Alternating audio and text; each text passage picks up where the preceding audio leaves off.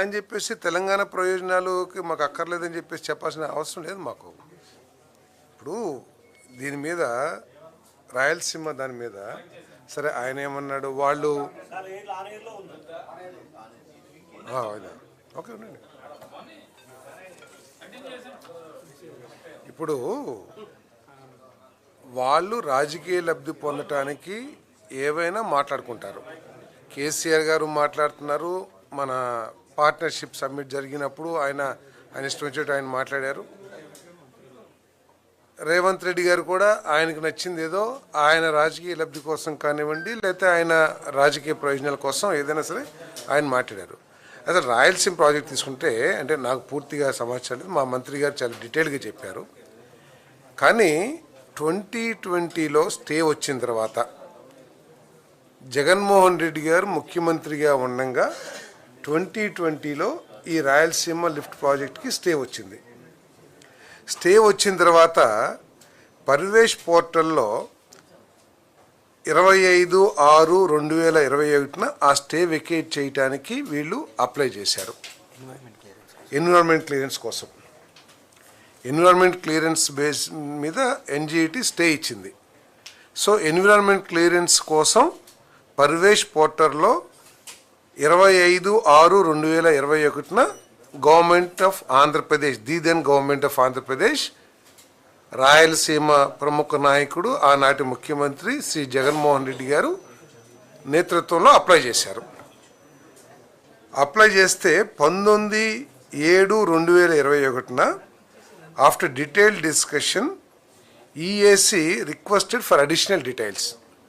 వాళ్ళు ఇచ్చిన అప్లికేషన్ మీద ఇంకా అడిషనల్ ఇన్ఫర్మేషన్ కావాలని చెప్పేసి అడిగారు గవర్నమెంట్ ఆఫ్ ఇండియా లేదా ఎన్జిటి. అడిగినప్పుడు వారు బాధ్యత రాయలసీమ మీద విపరీతమైన మొసలు కన్నీరు కారుస్తున్న వైఎస్ఆర్ కాంగ్రెస్ పార్టీ సమాధానం చెప్పాలి. మీరు అధికారంలో ఉన్నప్పుడు 19/7/2021 అడిగిన ఇన్ఫర్మేషన్ అడిగినప్పుడు మీకు నిజంగా రాయలసీమ ప్రాంతం మీద కానీ రాయలసీమ ప్రజల మీద కానీ ప్రేమ లేదా ఆపేక్ష ఉంటే, రాయలసీమ ప్రయోజనాలు కనుక మీకు ఇంపార్టెంట్ అయినట్లయితే వెంటనే 4 రోజుల్లోనో 2 నెలల్లోనో 3 నెలల్లోనో మీరు రిప్లై ఇవ్వాలి కదా. వారు అడిగిన దానికి ఇవ్వకోకుండా 11/10/2023 వరకు వాడు అప్లై ఏమి సబ్మిట్ చేయాల. 11/10/2023 లిస్ట్ అయింది, అది రీలిస్ట్ అయింది మళ్ళీ కేసు. అప్పటిదాకా కూడా వాళ్ళు సబ్మిట్ చేయకపోవటం మూలంగా దాన్ని రీలిస్ట్ చేశారు. అంటే గవర్నమెంట్ ఆఫ్ ఆంధ్రప్రదేశ్ నుంచి ఎటువంటి సమాచారం రాలేదని చెప్పేసి వాళ్ళు రీలిస్ట్ చేశారు. ఎందుకు ఆనాటి ఆంధ్రప్రదేశ్ ప్రభుత్వం జగన్మోహన్ రెడ్డి గారి నాయకత్వంలోని వైఎస్ఆర్ కాంగ్రెస్ ప్రభుత్వం రాయలసీమ గురించి మొసలి కన్నీరు కరుస్తున్న వైఎస్ఆర్ పార్టీ ఎందుకు ఈ ఎన్ని సంవత్సరాలండి 21 నుంచి 23 దాకా అంటే 2 సంవత్సరాల 4 నెలలు 2 సంవత్సరాల 4 నెలలు ఎందుకు కామ్గా ఉన్నారు? ఎందుకు దీనికి కావాల్సిన సమాచారం సబ్మిట్ చేసి వారు ఆ స్టేని ఎత్తేయించుకోవటానికి లేకపోతే ఎన్విరాన్మెంట్ క్లియరెన్స్ సాధించడానికి ఎందుకు ప్రయత్నం చేయలేదో ఈరోజు సమాధానం చెప్పాలి వైఎస్ఆర్ కాంగ్రెస్ పార్టీ. కరోనాలో ఉంటే ఏంటి, గవర్నమెంట్లు అన్నీ మూసేసుకున్నాయి. 24 దాకా 23 దాకా కరోనా ఉందా మీ ఉద్దేశ ప్రకారం? మీ ఉద్దేశ ప్రకారం 23 దాకా కరోనా ఉందని అడుగుతున్నాను. మీరు అడిగారు కాబట్టి 23 దాకా కరోనా ఉందని అన్నారు కాబట్టి మీరు 23 దాకా కరోనా ఉందా? ఆఫీసులు కూడా పనిచేసినాయి కదా. ఇటువంటి ఇంపార్టెంట్ వాటి మీద రాయలసీమ ప్రయోజనాల కోసం రాయలసీమ ప్రజల కోసం మొసలి కన్నీరు కారుస్తున్న వైఎస్ఆర్ కాంగ్రెస్ పార్టీ 2 సంవత్సరాలు 4 నెలలు ఏం చేసింది? సమాధానం చెప్పాలి. వాళ్ళు ఆ సమాచారం ఇవ్వలేదు కాబట్టి మళ్ళీ రీలిస్ట్ 11/10/2023 అయింది. మరి 23 తర్వాత 24 వరకు కూడా ఆ గవర్నమెంట్ ఉంది కదా, మార్చి 24 వరకు కూడా, మార్చి 24 వరకు కూడా మీరు ఎందుకు సబ్మిట్ చేయలేదు? అంటే ఒక 5 సంవత్సరాలు మీకు ఒక మేబీ అది ఎన్నో ఒక 100 పేజీలో లేదా 200 పేజీలో లేదా ఒక 1000 పేజీలు ఉందనుకుందాం మనం. ఎందుకు సబ్మిట్ చేయలేదు అనేది ఈరోజు సమాధానం చెప్పాలా. ఓ రాయలసీమ గురించి ఓ మొసలి కన్నీరు కారుస్తున్న మన జగన్మోహన్ రెడ్డి గారు కానీ వారి పార్టీ నాయకులు కానీ ఎందుకు చేయలేదు, సబ్మిట్ చేయాలి. ఆఖరికి గవర్నమెంట్ మారిందనే ఉద్దేశంతో ఆగస్టు 2024న డీలిస్ట్ చేసేసారు. మళ్ళీ ఈ ప్రభుత్వం రాయలసీమ మీద ప్రేమ ఉంది కాబట్టే, రాయలసీమ మాకు ఘనమైన విజయాన్ని చేకూర్చింది కాబట్టే 18/2/2025న మేము సబ్మిట్ చేశాం. వారు అడిగిన క్వరీలు కానీ లేకపోతే వారు అడిగిన ఎక్స్ప్లెనేషన్ ఏదైతే ఉందో అవన్నీ మేము చేసాం. అది మా చిత్తశుద్ధి. అంటే ఇంకా డీటెయిల్స్లోకి సంబంధిత మంత్రి గారు వెళ్తారు కానీ ఈ డేట్స్ కొద్దిగా ఇన్ఫర్మేషన్ నాకు ఉండి నేను మీకు తెలియజేస్తాను. అంటే వాళ్ళు ఏ విధంగా ప్రజల్ని మోసం చేస్తున్నారు. ఇప్పుడు అమరావతి గురించి మాట్లాడతారు. 2019 ముందు నేను సూట్ కేసు పట్టుకుని వచ్చేస్తాను, మీరు ఎక్కడ అది అధికారంలో ఉన్న ప్రభుత్వం నిర్ణయించాలి కాబట్టి మీరు ఎక్కడ నిర్ణయిస్తే అక్కడికి నేను సూట్ కేసు పట్టుకొచ్చేస్తాను అని చెప్పేసి ఆయన ఆ రోజు మాట్లాడారు. మళ్ళీ సరే 5 సంవత్సరాలు రకరకాల ఇప్పుడు ఏదో అంటున్నారు, ఏదో హెచ్ఓడి ఎక్కడ కూర్చుంటే అక్కడికి, సీఎం ఎక్కడ కూర్చుంటే అక్కడ క్యాప్టెన్ అంటారు. అంటే చెట్టు కింద మనం కూర్చుంటే అదే మన ఇల్లా కదండి. ఎక్కడ కూర్చుంటే అక్కడంటే ఒక స్థానం అంటూ ఉండాలి కదా. మీకు కానీ నాకు కానీ మీరందరూ ఇళ్ల స్థలాలు అడుగుతున్నారు, ఇల్లు కావాలన్నారు. ఎందుకు ఒక స్థానం కావాలి ప్రతి ఒక్కరి కుటుంబానికి కానీ ప్రభుత్వానికి కానీ ఒక సంస్థకు కానీ ఒక స్థానం కావాలి. స్థానం లేకుండా ఎట్లా? సో 5 సంవత్సరాలు అటువంటి స్థానం లేకోకుండా ఆంధ్రప్రదేశ్ని ఆగమ్య గోచరంలో పెట్టిన జగన్మోహన్ రెడ్డి గారు అధికారం కోల్పోయిన తర్వాత ఏం మాట్లాడారు? మేము తప్పుగా అర్థం చేసుకున్నాము, మేము ప్రజల భావన అర్థం చేసుకోలేదు ఏదో చెప్పి మేము అమరావతికి కట్టుబడి ఉన్నామన్నారా లేదా? మీరు చెప్పండి, అన్నారా లేదా అని. మళ్ళీ జగన్మోహన్ రెడ్డి గారు ఏంటి ఈరోజు ఏదో నదీ గర్భంలో ఉంది, అది ఉంది, ఇది ఉంది అంటారు. అంటే నదీ గర్భంలో ఉందో అక్కడ నిర్మాణ యోగ్యమో కాదు అనేది ఇక్కడికి 1000 కోట్ల రూపాయలు ఇస్తున్న కేంద్ర ప్రభుత్వానికి 1000 కోట్ల రూపాయలు ఇస్తున్న అంతర్జాతీయ ఆర్థిక సంస్థలకి తెలియని సాంకేతిక పరిజ్ఞానం జగన్మోహన్ రెడ్డి గారికి ఒక్కరికే ఉందేమో నాకు తెలియదు. అందరూ కూడా ఇన్ని 1000 కోట్లు ఇచ్చేటప్పుడు లేకపోతే జగన్మోహన్ రెడ్డి గారు 5 సంవత్సరాలు ఈ అమరావతిని ఏ విధంగా కించపరచాలో ఏ విధంగా చీల్చి చెండాడారు కదా. ఇవన్నీ అందరికీ తెలిసిందే కదా. తెలిసినా కూడా కేంద్ర ప్రభుత్వ సంస్థలు, అంతర్జాతీయ ఆర్థిక సంస్థలు ఇవన్నీ కూడా ఆర్థిక సాయం చేస్తున్నాయి. అంటే ఆయన భావించినట్లు ఆయన ఏదో కళలో ఊహాలోకంలో ఉన్నారో లేకపోతే ఆయన గురించి పెద్ద పెద్ద మాటలు కొంతమంది ఏదో మతి భ్రమిస్తాయని అవన్నీ నేను మాట్లాడాను. కానీ అవి ఆయన ఈ విధంగా ఇంకా అమరావతి మీద విషయం చెమ్మటం అనేది కరెక్ట్ కాదనేది నా అభిప్రాయం. సరే, నాది నా పని నేను చేసుకున్నాను. నేనేదో ప్రెస్ మీట్ పెట్టి బయట మిత్రులు చెప్పారు ప్రెస్ మీట్ ఏదో పెట్టారని చెప్పేసి దానికోసం అని చెప్పేసి నేనేదో మాట్లాడాను చెప్తే ఏదండి నాది లేదు. నేను బయట చెప్పారు నాకు. సార్ పాయింట్స్ ఏమైనా ఉన్నాయని అడిగాను నేను. ఎనర్జీ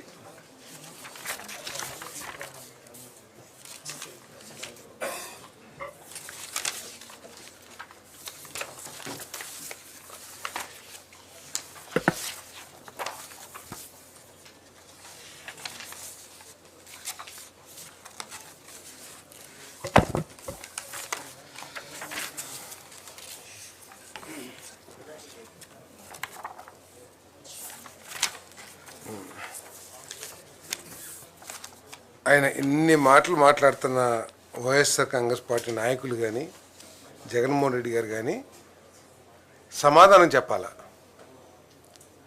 ఆయన అధికారంలో ఉన్న 2019, 2020 నుంచి 2023, 2024కి ఈ డిస్కామ్ సంస్థలన్నీ కూడా ఏది సిపిడిసిఎల్, ఎస్పీడిసిఎల్, ఈపీడిఎస్ఎల్ అన్నీ కలిపి 12,771 కోట్లు ట్రూ అప్ ఛార్జెస్ వేయాలి అని చెప్పేసి పిటిషన్ రెగ్యులేటరీ కమిషన్కి పిటిషన్ ఇచ్చారు.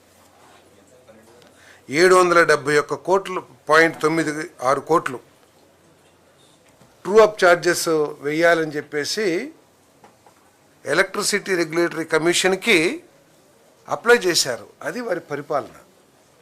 ఒకవేళ బై ఎనీ ఛాన్స్ ఆ గవర్నమెంట్ వచ్చినట్టయితే 12,771.96 కోట్లు ప్రజల మీద భారం పడేదేమో. కానీ ఈ ప్రభుత్వం వారు ఫిక్స్ చేసి డిపార్ట్మెంట్సే కరెక్ట్గా క్యాలిక్యులేషన్ చేసి 4,998 కోట్ల రూపాయలు ఏదైతే ట్రూప్ ఛార్జెస్గా 4,498 కోట్ల రూపాయలు ఏదైతే ట్రూప్ ఛార్జెస్ అని చెప్పేసి అప్రూవ్ చేశారో రెగ్యులేటరీ కమిషన్లో క్యాలిక్యులేషన్ ద్వారా అప్రూవ్ చేశారో దాన్ని ప్రజల మీద భారం వేయొద్దు, ఆ భారాన్ని ప్రభుత్వమే భరుస్తుంది. మేము 6 నెలల ఇన్స్టాల్మెంట్ పద్ధతిలో మేము ఈ డిస్కామ్స్కి చెల్లిస్తామని చెప్పేసి ట్రూ అప్ అనే వర్డ్ వైఎస్ఆర్ కాంగ్రెస్ ప్రభుత్వంలో వస్తే ట్రూ డౌన్ అంటే తగ్గించే కార్యక్రమాన్ని ఈ కూటమి ప్రభుత్వం చంద్రబాబు నాయుడు గారి నాయకత్వంలో చేస్తుందని చెప్పేసి ఈ సందర్భంగా నేను తెలియజేస్తా ఉన్నాను. నేను ఈరోజు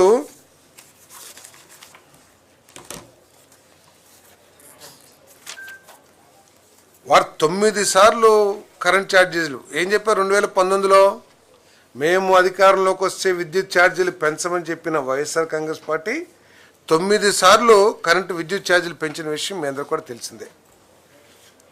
ఈరోజు విద్యుత్ ఛార్జీలు పెంచడమే కాకుండా 1,20,000 కోట్ల రూపాయల అప్పుని ఈ ఎనర్జీ సెక్టర్ ఈ ఆంధ్రప్రదేశ్ విద్యుత్ రంగానికి అప్పులు మిగిల్చి వెళ్ళిపోయింది. ఈ అప్పుల్ని తీర్చుకుంటూ మేము ఈ 18 నెలల కాలంలో 39 పైసల్ని మార్చి కల్లా 39 పైసల్ని తగ్గించే కార్యక్రమం చేస్తున్నామని చెప్పేసి మనం చేస్తాను. నేను ₹5.19 నుంచి ₹4.90 మార్చి కల్లా ₹4.80 చేసే కార్యక్రమాన్ని చేయబోతున్నామని చెప్పేసి మీకు మనం చేస్తాను.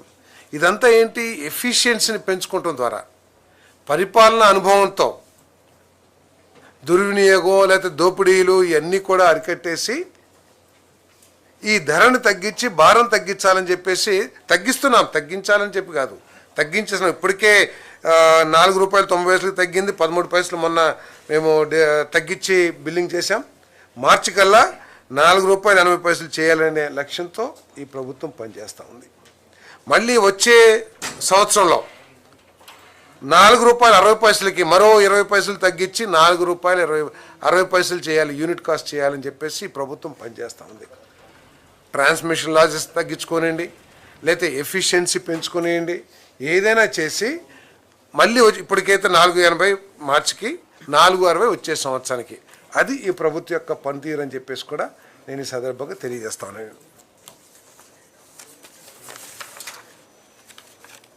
మరి దానికి కూడా ఈరోజు ఏదైతే పెట్టారో దాని క్యాబినెట్ అప్రూవ్ చేసిందని చెప్పేసి మనం చేస్తాం. ఏదైతే ట్రూ అప్ ఛార్జెస్ ఏదైతే పెట్టారో అది ప్రభుత్వమే తీసుకునే విధంగా ఏదైతే ప్రతిపాదన చేశారో దాన్ని కూడా ఆమోదించడం జరిగిందని చెప్పేసి మనం చేస్తాను. గత ప్రభుత్వం చాలా గొప్పగా చెప్పుకుంటుంది జగనన్న విద్యా కానుకలు అని చెప్పేసి ఏదో బ్యాగ్స్ ఇస్తాము లేకపోతే బ్యాగ్స్ ఇచ్చాము పుస్తకాలు ఇచ్చామని చెప్పేసి ఎంత బాధ్యతారహితంగా చేశారంటే 23-24 సంవత్సరానికి కనీసం ఫైనాన్స్ అప్రూవల్ తీసుకోకుండా కంకరెన్స్ లేకోకుండా వాళ్ళు ఆర్డర్స్ ఇచ్చేసి టైంకి ఆర్డర్ ఇవ్వకోకుండా చేశారు వాళ్ళు. దాన్ని ఈరోజు ఈ ప్రభుత్వం ఎందుకంటే తప్పని పరిస్థితి మనం ఆ జూన్లో అధికారంలోకి వచ్చాము, అధికారంలోకి వచ్చినాక విద్యా సంవత్సరం ప్రారంభమవుతుంది కాబట్టి సమయం లేకపోవటం మూలంగా అప్పటికప్పుడు వాళ్ళు ఇచ్చిన ఆర్డర్స్ ఏదైతే ఉన్నాయో ఆ క్వాలిటీ అన్నీ చెక్ చేసి ఆ బ్యాగ్స్ కానివ్వండి ఆ కిట్స్ అన్ని కానీ తీసి వాటికి సరఫరా ఇవ్వటం జరిగింది. కానీ ఆ ప్రభుత్వం చేసిన ఒక విధానం ఒక దారి తెన్ను లేని విధానాల మూలంగా పేమెంట్స్ ఎవరైతే సప్లై చేశారో ఆ వెండర్స్కి పేమెంట్ ఇవ్వలేని పరిస్థితి ఏర్పడింది. ఎందుకంటే ఫైనాన్స్ కంకరెన్స్ లేదు, లేదా ఎటువంటి ఆమోదం లేదు, క్యాబినెట్ ఆమోదం లేదు. దాన్ని బట్టి ఇప్పుడు దాన్ని రాటిఫికేషన్ చేసుకుని మరి వారికి పేమెంట్ ఇవ్వడానికి ఏదైతే ప్రతిపాదన చేశారో దాన్ని ఆమోదించడం జరిగిందని చెప్పేసి మనం చేస్తాను. పేమెంట్ మొత్తం 944.53 కోట్లండి. కేంద్ర వాటా 291.88, రాష్ట్ర వాటా 652.65 కోట్లు. 39.52 లక్షల మంది విద్యార్థులకి ఈ కిట్లు ఇవ్వడం జరిగింది. 12/6/2024 ప్రారంభమై 8/8/2024 పూర్తయింది. అంటే 2 నెలల్లో ఇవన్నీ కూడా సబ్మిట్ చేసాం. అంటే ఈ ఒక విద్యా సంవత్సరానికి ఇవన్నీ సప్లై చేయాలంటే ఒక సంవత్సరం ముందో లేదా 6 నెలల ముందో ఫైనాన్స్ కంకరెన్స్ తీసుకుని వెండర్స్కి ఆర్డర్స్ ఇవ్వాలి. వాళ్ళు ఫైనాన్స్ కంకరెన్స్ ఏమీ తీసుకోకుండా ఆర్డర్స్ ఇచ్చేశారు. దాన్ని ఈరోజు ఈ ప్రభుత్వం చెల్లిస్తుంది. ఏ విధంగా అయితే ధాన్యం రైతులకి మోసం చేసి 1670 కోట్లు ఎంతో ఎగ్గొట్టారో, ఆ ఎగ్గొట్టిన సొమ్ముని ఏ విధంగా అయితే ఈ ప్రభుత్వం తీర్చిందో రైతులకి, ఈ విద్యార్థులకు కూడా ఎగ్గొట్టిన డబ్బు ఏదైతే ఉందో దాన్ని కూడా ఈ ప్రభుత్వం చెల్లించిందని చెప్పేసి మనం చేస్తా ఉన్నాను.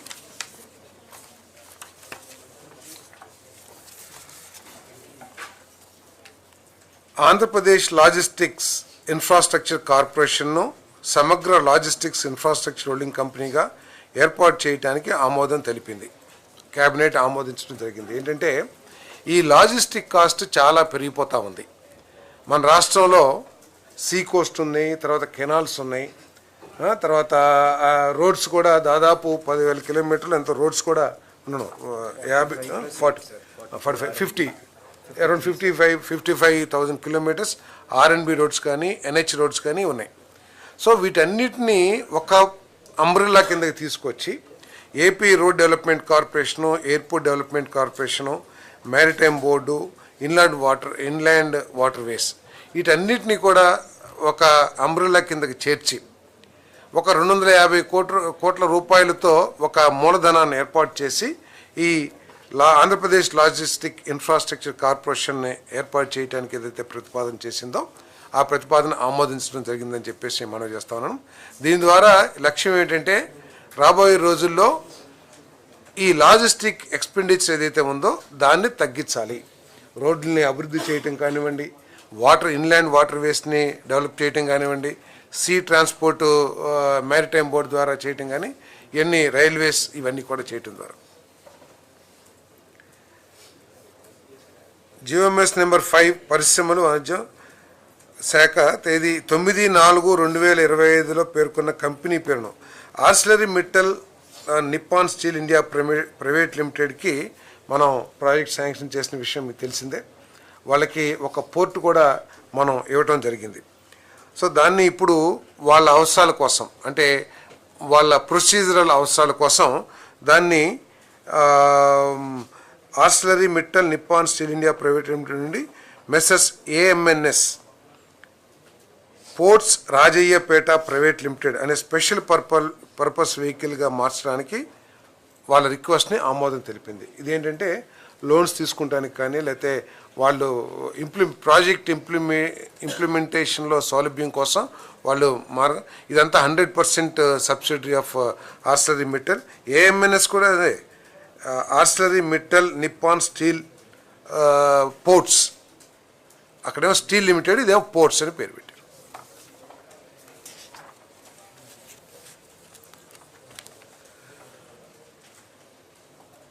ఆంధ్రప్రదేశ్ ఎంఎస్ఎంఈ అభివృద్ధి కార్పొరేషన్ ప్రతిపాదించిన ఏపీ క్లస్టర్ డెవలప్మెంట్ ప్రోగ్రామ్ పథకానికి ఆమోదం తెలిపింది.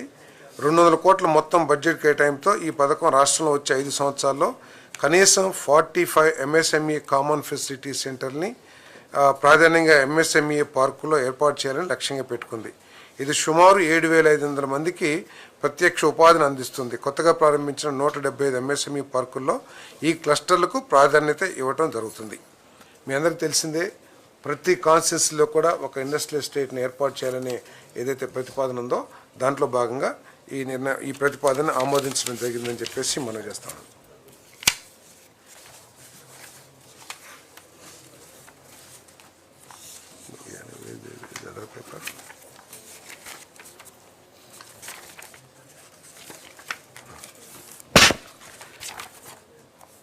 ఎస్ఐబిపి మీ అందరికీ తెలిసిందే, ప్రతి వారం కూడా ఎస్ఐబిపి సీరియస్గా ముఖ్యమంత్రి గారి నాయకత్వంలో కూర్చుని ఈ రాష్ట్ర అభివృద్ధి కోసం వచ్చిన ప్రతిపాదనల్ని పరిశీలిస్తూ ఈ రాష్ట్రాన్ని ఏ విధంగా పరుగులు పెట్టిస్తుంది ఇన్వెస్ట్మెంట్, అదేవిధంగా ఇండస్ట్రీ రంగంలో, సాఫ్ట్వేర్ రంగంలో మనం కూడా చూసాం. మరి ఈరోజు మరో 10-15 ప్రతిపాదనలు రావటం జరిగిందని చెప్పేసి మనం చేస్తాను. దాంట్లో ethereal exploration guild private limited Tirupati జిల్లా రౌతు సురమాలలో వస్తుంది. 578 కోట్లు పెట్టుబడితో 382 మందికి ఉపాధి కల్పించే ఏపీ స్పేస్ పాలసీ 4 కింద ప్రపంచంలోని అత్యంత శక్తివంతమైన reusable semi cryogenic rocket engine తయారీ మరియు టెస్టింగ్ యూనిట్ని ఏర్పాటు చేయడం జరుగుతుందని చెప్పేసి మనం చేస్తాను. సెంటర్ ఆఫ్ ఎక్సలెన్స్ ఏర్పాటుకు messrs ethereal exploration guild private limited ఎకరాకు 5 లక్షల రాయితీ ధరకు 149.29 ఎకరాల భూమిని కేటాయించడానికి ఆమోదం. అంటే వీళ్ళు ఈ మన స్పేస్ రీసెర్చ్లో ఏదైతే ఉందో rocket reusable semi cryogenic rocket engine తయారు చేస్తారు. వీళ్ళు జూన్ 2028 కల్లా వీళ్ళు ప్రారంభించడం జరుగుతుంది. మరి ఫస్ట్ బెస్ట్ ఇన్వెస్ట్మెంట్స్లో ప్రపోజల్స్లో భాగంగా వీరికి 5 లక్షలకే ఎకరం 149 ఎకరాలు ఇచ్చే ప్రతిపాదన ఆమోదించడం జరిగింది.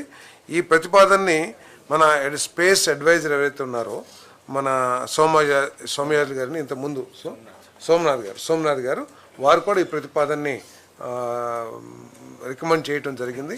దీన్ని శాంక్షన్ చేయడం జరిగిందని చెప్పేసి మనం చేస్తాం.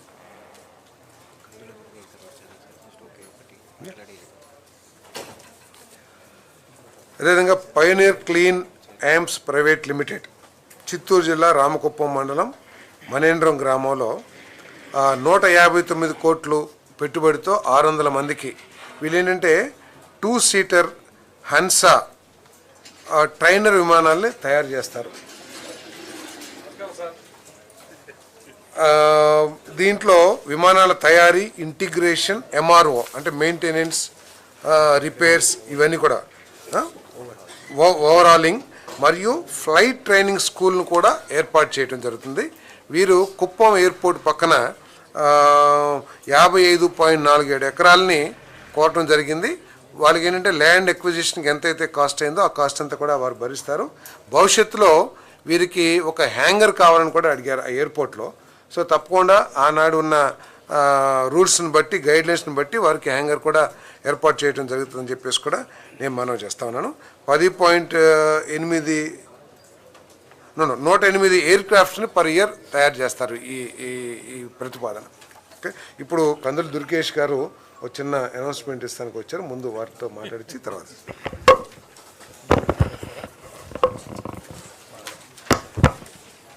చైర్పర్సన్ ఆంధ్రప్రదేశ్ సృజనాత్మక అకాడమీ పోడపాటి తేజస్విని గారు.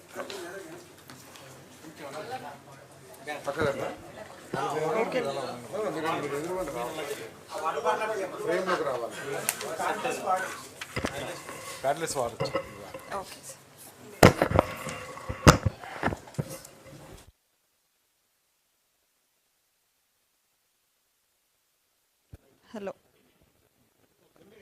అందరికీ నమస్కారం అండి. ఈరోజు సాంస్కృతిక శాఖ తరపున, సాంస్కృతిక మంత్రిత్వ శాఖ తరపున ఒక చిన్న అనౌన్స్మెంట్ అండి. ఇది మన రాష్ట్రం మొత్తానికి గర్వకారణమైన ఒక గొప్ప అనౌన్స్మెంట్. ఈరోజు కోనసీమ సంస్కృతికి, తెలుగువారి సంప్రదాయానికి ఒక చారిత్రాత్మకమైన రోజు అని చెప్పుకోవచ్చు. 400 సంవత్సరాలకు పైగా ఘన చరిత్ర ఉన్న జగ్గన్నతోట ప్రబల తీర్థానికి మన ఆంధ్రప్రదేశ్ ప్రభుత్వం రాష్ట్ర పండుగగా ప్రకటించడం అనేది ఒక చిన్న ప్రకటన కాదండి. ఇది మన సంస్కృతికి దక్కిన గౌరవం, సాంప్రదాయానికి దక్కిన గుర్తింపు అని గర్వంగా చెప్తున్నాం. అదేవిధంగా ఈ గొప్ప నిర్ణయాన్ని తీసుకున్న మన రాష్ట్ర ముఖ్యమంత్రి వర్యులు, అభివృద్ధి ప్రదాత శ్రీ నారా చంద్రబాబు నాయుడు గారికి హృదయపూర్వక ధన్యవాదాలు తెలియజేస్తూనే ఈ ప్రతిపాదనను మనస్ఫూర్తిగా బలపరిచి సంస్కృతిపై ఉన్న ప్రేమతో దీన్ని ముందుకు తీసుకెళ్లిన మన deputy CM power star Pawan Kalyan గారికి కూడా ప్రత్యేకమైన ధన్యవాదాలు తెలియజేస్తున్నామండి. ఈరోజు జగ్గన్నతోట ప్రబల తీర్థం అనేది మన రాష్ట్రంలోనే అత్యంత ప్రాచీనమైన సాంప్రదాయాల్లో ఒకటిగా చెప్పుకోవచ్చు. దాదాపుగా 17వ శతాబ్దం నుండి ఈ రోజుకు కూడా నిర్విరామంగా 476వ సంవత్సరం అండి. ఈనాటి కనుమకి జరగబోయే జగ్గన్నతోట ప్రబల తీర్థం అనేది 476వ సంవత్సరం నిర్విరామంగా జరుగుతుంది. హిందూ శాస్త్రం ప్రకారం ఏకాదశ రుద్రులు ఇంతమంది ఒకే చోట వచ్చి కొలువై ఉండడం అనేది భూమండలం మొత్తం మీద జగ్గన్న తోటలోనే జరుగుతుంది. అది మన ఆంధ్రప్రదేశ్లో, మన కోనసీమలో ఉంది అనడం కేవలం కోనసీమ ప్రజలకి కాదండి, ఇది ఆంధ్రప్రదేశ్ మొత్తానికి గర్వకారణం. ఈ దశగా ఈరోజు కూటమి ప్రభుత్వం దీన్ని రాష్ట్ర ప్రభుత్వ పండుగగా ప్రకటించడం అనేది ఇది ఆంధ్రప్రదేశ్కు ఒక గొప్ప గౌరవం, ఒక గొప్ప ఘనత అని తెలియజేస్తూనే అసలు జగన్న తోట ప్రబల తీర్థం అనేది ప్రతి సంవత్సరం కనుమ రోజు 11 గ్రామాల, కోనసీమలోని 11 గ్రామాల నుండి ఏకాదశ రుద్రులను తీసుకుని వచ్చి జగన్న తోటకి చేరుకొని, ఒకప్పటి పూర్వకాలంలో నమ్మకం ఏంటంటే ఈ 11 మంది ఏకాదశ రుద్రులు ఒకే చోట సమావేశం అయ్యి లోక కళ్యాణం గురించి మాట్లాడతారు అని. ఈ 11 గ్రామాలతో పాటు చిన్న చిన్న ప్రభలు కూడా ఒక 10-15 వస్తాయండి. ఈ ప్రభలు తీసుకొని రావడానికి కూడా వారు ఎన్నో కష్టాలతోటి పొలాలు దాటి, ఇష్టంతో పొలాలు దాటి, పొలాల్లోంచి, పొలాల గట్ల మీదలోంచి, పొలాల కాలువల్లోంచి, ఆఖరికి కౌశిక నదిని కూడా దాటుకొని ఈ ప్రభలను తీసుకొస్తారు. ఇప్పుడు బ్రిడ్జ్లు, రోడ్లు అన్నీ వచ్చినా కూడా పూర్వకాలపు సాంప్రదాయాన్ని వాళ్ళు తీసుకొని వస్తూ కూడా 40 అడుగుల ఎత్తున్న ప్రభని, ఎన్నో టన్నుల బరువున్న ప్రభని, దానిపై కొలువై ఉన్న ఉత్సవ విగ్రహాలన్నీ కూడా భుజాల మీద మోసుకొని కొన్ని 10 కిలోమీటర్లు వాళ్ళు దేవుడి మీద భక్తితో ఆ జగన్న తోటకి తీసుకురావడం చూడడానికి కేవలం కోనసీమ ప్రాంతం నుంచి కాదండి, దాదాపు దేశ విదేశాల నుంచి ఎంతోమంది, కొన్ని లక్షల మంది ప్రతి సంవత్సరం ఏటా ఎస్టిమేటెడ్ దాదాపు 5 నుంచి 6 లక్షల మంది ప్రజలు ఈ ప్రబల తీర్థాన్ని చూడడానికి మన రాష్ట్రానికి వస్తున్నారు. ఇటువంటి ఒక గొప్ప ఉత్సవాన్ని కేవలం మన రాష్ట్రంలోనే కాకుండా మన ప్రైమ్ మినిస్టర్ నరేంద్ర మోదీ గారు కూడా గుర్తించడం, అదేవిధంగా ఈ లేఖని మన రాష్ట్రానికి పంపించడం అనేది కూడా జరిగిందండి. శివకేశవ యూత్ అనేవారు వారికి రాసిన ఒక సందేశాన్ని సమాధానం ఇస్తూ ఈరోజు ప్రైమ్ మినిస్టర్ గారు కూడా దీనికి ఒక రికగ్నిషన్ ఇవ్వడం, అదేవిధంగా మన రిపబ్లిక్ డే పెరేడ్లో కూడా ఒకప్పుడు ప్రభని మనకి ట్యాబ్లు కింద తీసుకెళ్లడం కూడా జరిగింది. సో ఇంత గౌరవం, గుర్తింపు ఉన్న ఒక ప్రాచీనమైన పండుగకి ఈరోజు కూటమి ప్రభుత్వం గుర్తింపు ఇవ్వడం అనేది ప్రతి ఒక్కళ్ళల్లో ఒక మంచి ఆనందోత్సాహాల్ని అందించే ఒక శుభ పరిణామం. అదేవిధంగా ముఖ్యమంత్రి వర్యులు ఏది ఆలోచించినా విభిన్నంగా ఆలోచిస్తారు కాబట్టి దీన్ని కేవలం మన రాష్ట్రానికే పరిమితం చేయకుండా ఇంత గొప్ప ఉత్సవం ఈ దేశానికే ఒక గొప్ప తలమానికం. ఎందుకంటే ఇది ఇంటాంజిబుల్ కల్చరల్ హెరిటేజ్ కింద వస్తుంది. దీని ద్వారా మన దేశం మొత్తానికి ఒక స్పిరిచువల్ టూరిజం కూడా ఎంకరేజ్ చేయొచ్చు అన్న దాంతో టూరిజం ఎకోసిస్టమ్ని ఆంధ్రప్రదేశ్లో బిల్డ్ చేయొచ్చు అన్న ప్రతిపాదనను కూడా సీఎం సార్ తీసుకోవడం జరిగింది. టూరిజం మినిస్టర్ గారు కూడా దానిపైన వర్కౌట్ చేసి దీని ద్వారా దేశ విదేశాల నుంచి టూరిస్ట్ అట్రాక్షన్ని కూడా తీసుకురావడానికి ప్రయత్నిస్తున్నారండి. నేను కల్చర్ కమిషన్ చైర్పర్సన్గా బాధ్యతలు స్వీకరించిన తర్వాత ముఖ్యమంత్రి వర్యులు, అదేవిధంగా టూరిజం మంత్రివర్యుల ఆదేశాలతో ఈ రాష్ట్రంలో ఉన్న గొప్ప గొప్ప సంస్కృతులన్నిటి మీద అధ్యయనం చేస్తూ ఈ జగన్న తోట ప్రబల తీర్థానికి ఖచ్చితంగా గుర్తింపు ఇవ్వాలనే విషయాన్ని సీఎం సార్ గారి దృష్టిలో ఆల్రెడీ ఉంది. దానికి మళ్ళీ బలోపేతం చేస్తూ మంత్రివర్యులు కానివ్వండి దీని మీద వర్కౌట్ చేసి ఈరోజు ఈ గుర్తింపుని ఇవ్వడం జరిగింది. ఈసారి అడ్మినిస్ట్రేటివ్ పరంగా ఆర్గనైజేషన్ కానివ్వండి, అక్కడ శాంతి భద్రతలు అన్నీ మెరుగవుతాయి. నేను ఈ రాష్ట్ర ప్రజలందరినీ కోరుకునేది ఒక్కటే అండి, ఇది కేవలం కోనసీమ ప్రాంతానికి చెందింది కాదు, ఇది మన రాష్ట్ర సంపద. అదేవిధంగా మన సంస్కృతిని, మన రాష్ట్రంలో ఉన్న ఇలాంటి ఒక గొప్ప చరిత్రని మన పిల్లలందరికీ తెలియజేయాల్సిన అవసరం ఉంది. ఇది మీ అందరూ కూడా ఈ సంవత్సరం కనుమ నాడు ప్రతి సంవత్సరం జగన్న తోటలో జరిగే ఈ ఉత్సవానికి ఆంధ్రప్రదేశ్లో ఉన్న వారందరూ కూడా హాజరవ్వాలని, ఎందుకంటే మెరుగైన వసతులు కూడా ఈ రాష్ట్ర ప్రభుత్వం ఇస్తుంది కాబట్టి అందరూ వచ్చి మీ పిల్లలకి మన సంస్కృతి సాంప్రదాయాలను కూడా పరిచయం చేయాలని, ఇంతటి గొప్ప సాంస్కృతిక వారసత్వాన్ని కాపాడుకోవడంలో మీరు కూడా భాగస్వామ్యం అవ్వాలని కోరుకుంటూ మరొక్కసారి ప్రజలందరికీ కూడా శుభాకాంక్షలండి. ఇంత గొప్ప రాష్ట్ర ప్రభుత్వం, ఇంత గొప్ప చరిత్ర ఉన్న ఒక పండుగని మనం ఈరోజు గుర్తించుకుంటున్నాం కాబట్టి రాష్ట్ర ప్రజలందరికీ, ముఖ్యంగా కోనసీమ వాసులందరికీ శుభాకాంక్షలు తెలియజేస్తూ ముఖ్యమంత్రి వర్యులకి మరొక్కసారి ధన్యవాదాలండి. నమస్కారం.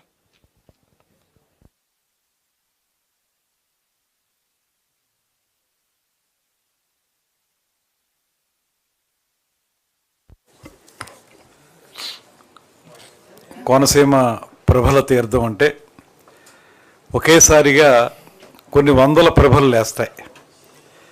ప్రభలు లేస్తున్నాయి అనేటువంటి పదం కోనసీమ ప్రాంతంలో చాలా ఎక్కువగా ఉపయోగిస్తుంటారు. 11 ఏకాదశ రుద్రుల తాలూకు ప్రభలు ఒకేసారిగా ప్రయాణం చేసి జగన్న తోట ఆ ప్రాంతానికి వచ్చి అక్కడ ఈ ప్రభల తీర్థం అనేది జరుగుతూ ఉంటుంది. ప్రతి సంవత్సరం కనుమ రోజున, ఏ రోజైతే కనుమ వస్తుందో ఆ రోజు అది జరుగుతుంది. ఉపప్రభలు లాంటివి చాలా ఎక్కువగా కూడా వివిధ గ్రామాల నుంచి వస్తాయి. ప్రధానమైనటువంటి 11తో పాటు చిన్న చిన్న ప్రభలు కూడా చాలా ఎక్కువ వస్తాయి. మొత్తం ఆ రోజు చూస్తే మీకు మొత్తం ప్రాంతం అంతా కూడా, కోనసీమ అంతా కూడా ప్రభల తీర్థంతో అద్భుతమైనటువంటి ఒక పండగ వాతావరణంలో నడుస్తూ ఉంటుంది. వాళ్ళందరూ నమ్మేది ఏంటంటే ఈ ప్రభలు ఇలాగా ఉత్సవం చేయడం ద్వారా గ్రామాల్లో ఉన్నటువంటి పంటలు బాగా పండుతాయని, తమ పిల్ల పాపలందరూ కూడా సంతోషంగా ఉంటారనేటువంటి ఆలోచనతోటి రమారామి ఒక 400 సంవత్సరాల నుంచి ఈ కార్యక్రమం అక్కడ జరుగుతూ ఉంది. దీనికి పెద్ద ఎత్తున మన ప్రజల్లో చాలా గొప్ప గుర్తింపు ఉంది తప్పితే ప్రభుత్వ పరంగా ఉండవలసినటువంటి కార్యక్రమం ఇంతకుముందు వారు చేయలేదు. ఇవాళ ముఖ్యమంత్రి గారు, మనందరికీ తెలిసిన విధంగానే ముఖ్యమంత్రి గారు కానీ, ఉప ముఖ్యమంత్రి గారు కానీ ఈ రాష్ట్రంలో ఉన్నటువంటి ప్రధానమైన ప్రాంతాల్లో ఒక కోనసీమనే కాదు, ఎక్కడెక్కడ ఏ ప్రాశస్త్యం ఉన్నటువంటి పండుగలు ఉంటే వాటన్నిటిని కూడా రాష్ట్ర పండుగలుగా వాటిని గుర్తించి ఆ రాష్ట్ర పండుగలకి ప్రభుత్వం తరపున కార్యక్రమంగా నిర్వహించేటువంటి ఒక మంచి కార్యక్రమాన్ని ఈ సంవత్సరాల కాలంలో ముఖ్యమంత్రి గారు చేపట్టినటువంటి సందర్భం మీకు తెలుసు. అందులో భాగంగానే ఒక క్యాలెండర్ కూడా తయారు చేసాం, ఈవెంట్స్ ఆఫ్ క్యాలెండర్. ఆ ఈవెంట్స్ ఏవైతే ఉన్నాయో వాటన్నిటిని కూడా క్రమం తప్పకుండా నిర్వహించుకోవడంతో పాటు అన్ని ప్రాంతాల్లోనూ కూడా అక్కడ ఉన్నటువంటి దేశభక్తులు కానీ, సమాజ సేవకులు కానీ వారికి సంబంధించినటువంటి కార్యక్రమాలను కూడా నిర్వహించడం అనేటువంటిది ముఖ్యమంత్రి గారి ఆదేశాలతోటి చేస్తూ ఉన్నాం.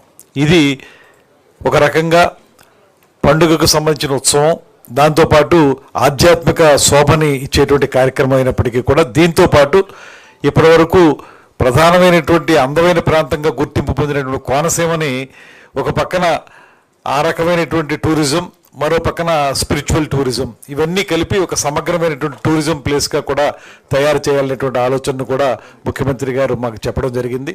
దాన్ని కూడా ముందుకు తీసుకెళ్ళి రాబోయే రోజుల్లో కోనసీమ ప్రాంతాన్ని ఆధ్యాత్మికం ఒకవైపు, అదేవిధంగా వాటర్ బాడీస్ ఎక్కువ ఉన్నాయి కనుక దానికి సంబంధించినటువంటి అడ్వెంచర్ కానివ్వండి, వాటర్ స్పోర్ట్స్ కానివ్వండి, వీటికి సంబంధించినటువంటి టూరిజం యాక్టివిటీస్తో పాటు ఒక సమగ్రమైనటువంటి కార్యక్రమంగా ముందుకు తీసుకెళ్తాం. దీనికి ఒక టీమ్గా మేము అందరం కష్టపడడం జరిగింది. ఇది ముఖ్యమంత్రి గారికి చెప్పినప్పుడు మా తేజస్విని గారు దాన్ని ముందుకు తీసుకెళ్ళి, ఆ తర్వాత మేమందరం కూడా ముఖ్యమంత్రి గారికి దృష్టిలో పెట్టినప్పుడు ముఖ్యమంత్రి గారు కూడా దీని మీద వెంటనే స్పందించి చాలా కాలంగా దీన్ని చూస్తూ ఉన్నాం, దీన్ని తప్పనిసరిగా రాష్ట్ర ప్రభుత్వ పండగగా చేద్దామనేటువంటి మాట వారు చెప్పారు. దానికి సంబంధించిన జీవో ఇవాళ సాయంత్రం కానీ రేపు కానీ వస్తుంది. దీన్ని ప్రతి సంవత్సరం కూడా బాగా నిర్వహించుకోవడానికి వీలుగా ఒక కార్యక్రమాన్ని కూడా ఏర్పాటు చేసుకుంటున్నాం అనేటువంటి మాటను మీ అందరికీ మనవి చేస్తున్నాను. ఈ సందర్భంగా ఐఎన్పిఆర్ మంత్రివర్యులు పార్థసారథి గారికి ధన్యవాదాలు తెలియజేస్తాం మధ్యలో ఇంటరప్ట్ చేసినందుకు.